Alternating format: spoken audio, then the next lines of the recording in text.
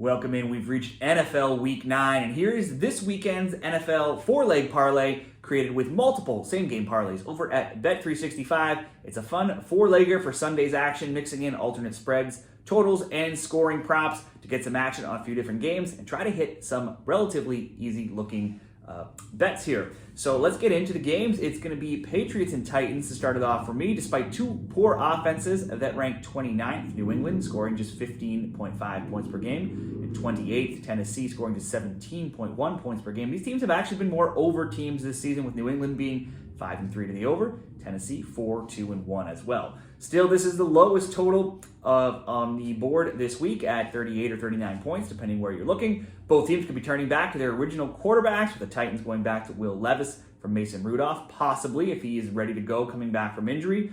And the Pats are going back to Jacoby Brissett from the injured Drake May. Patriots scores have ticked up in recent games with totals of 62, 48, and 47, but that 62-point game with the Jets is their only game that's crossed the 50-point mark this season. Going back to Brissett should see a return to some lower scores as well as they were earlier this season. The Titans' last two games saw 44 and 66 points, but that's because they allowed 34 and 52 points. They're not putting up many points themselves. The Pats' offense won't replicate that. Similarly, the 66-point game is the only Tennessee game that's gone into and past the 50 mark this season as well. The Titans have thrown up the white flag. They traded away Hopkins already, with more trades possible. Fellow wide receiver Tyler Boyd is questionable. I just don't see where the offense comes for either team here. You probably could go under just on the normal total of 39, or go all the way up into the 50s, do an alternate total under 52.5.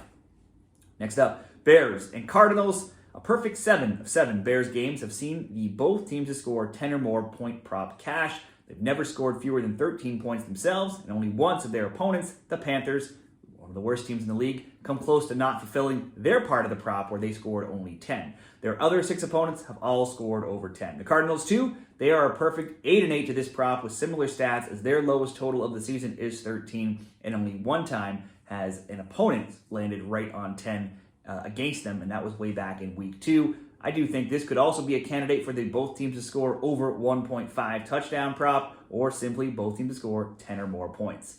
Game number 3, Panthers and Saints. Week 1 saw Derek Carr throw for 3 touchdowns. The Saints held the edge in yards, 379 to 193, passing 199 to 135, rushing 180 to 58, yards per play 6.1 to 3.5, first downs 22 to 11, and a whole slew of other stats in a rout of the Panthers 47 to 10.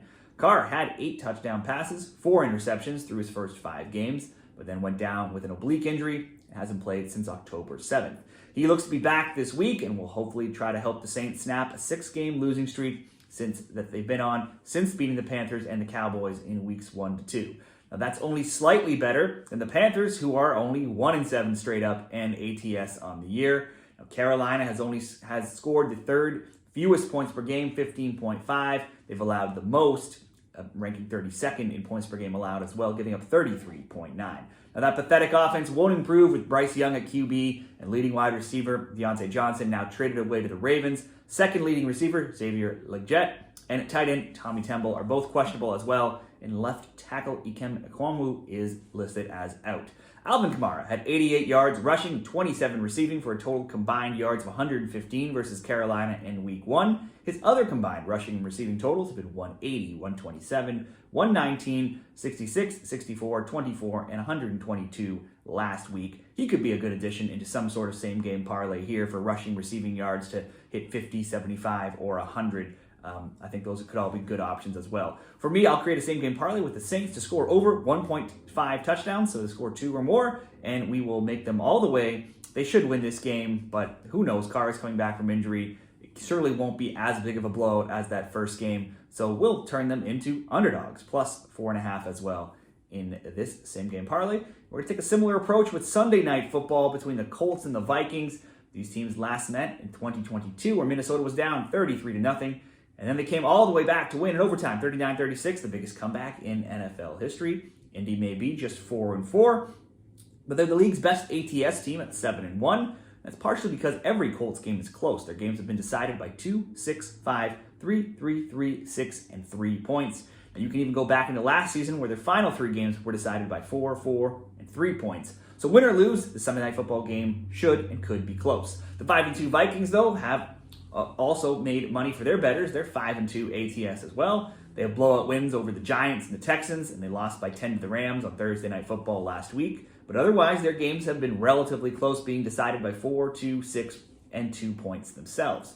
For Indy, they're going back to veteran Joe Flacco after benching Anthony Richardson at QB. The Vikings see an adjustment to their offense as well, starting with tight end TJ Hawkinson set to make his return, debuting after being injured. Neither is good versus the pass. Indy 24th, Minnesota 30th. Against the run, the Vikings are 3rd, and the Colts are 30th. So again, some same-game parlay options could be to target Aaron Jones, who's averaged 71.6 rushing yards per game, 32.4 receiving yards per game, so he could be worth throwing in there, just like Kamara in that other game if you wanted to improve upon a bet or a same-game parlay.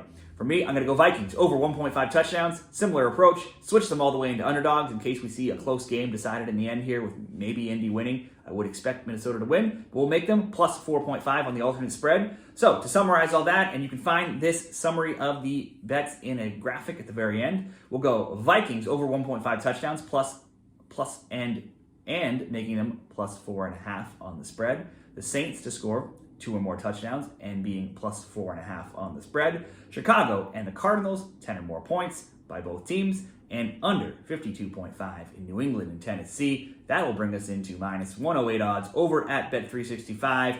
What do you think of this bet or any bets that you're making? What are you betting? Are they straight bets, parlays, upsets, and props? Do you have any fun, crazy parlays that you're putting together? Let me know down there in the comments, and best of luck this weekend.